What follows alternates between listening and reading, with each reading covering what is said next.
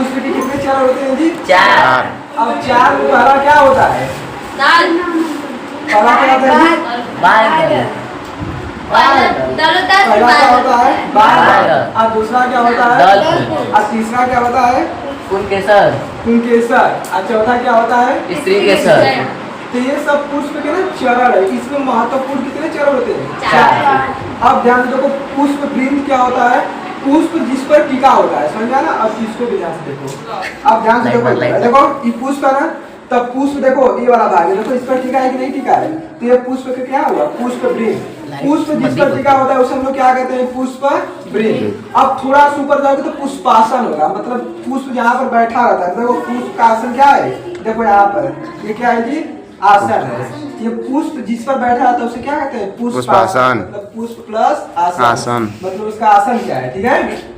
अब आगे देखो, इसके ऊपर जाएंगे तो क्या हो जाएगा? देखो ये सब क्या दिख रहा है? तुमको पता चल रहा है? देखो ये पूरा क्या है जी? अंडाशय है। ये फूल से देखो घिरा रहेगा। ये देखो इसमें अंदर है, तो ये देखो अंडाशय है। तो ये पूरा यहाँ पर क्या है? अंडाशय है। अब अंडाशय में तुम लोग को बताया होगा कि अंडाशय में क्या होता है जी? बीजांड होता है। और उसी बीजांड में क्या होता है? अंडा होता है। समझ में? अब जस्ट इसके ऊपर जाएंगे तो ये क्या होता है? पुंकेसर। अब पुंकेसर को हम लोग क्या कहते हैं? नर जनन या मादा जनन? नर। पुंकेसर नर जनन तंत्र होता है। ऐसी देखो पुंकेसर में होता है परागकोश। अब परागकोश में क्या होता है जी?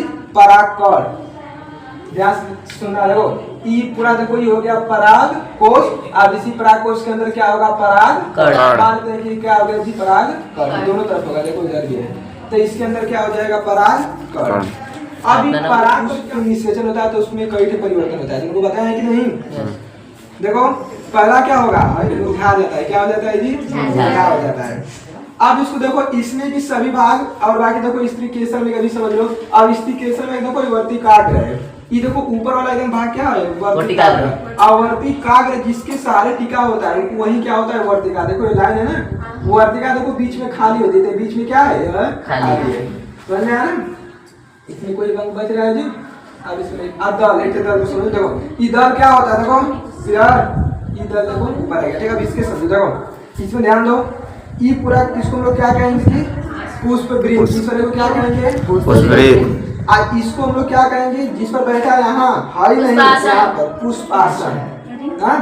और बाह्य क्या होता है? देखो ये क्या है? जो हरा हरा दिख रहा है इधर, हरा हरा, ये क्या है? बाह्य। इसको हम लोग क्या कहेंगे? बाह्य। अब बाह्य क्या करता है? जब पुष्प जब कली के रूप में होता है ना तो उसकी सहायता भी करता है। देखो ये अलग अलग फूल देखो ना, जब छोटा लगता है कली से ढोपा रहता है ऐसे करके ना, जब उस पर सूर्य का प्रकाश होता है तो फिर ऐसे फूलने लगता है।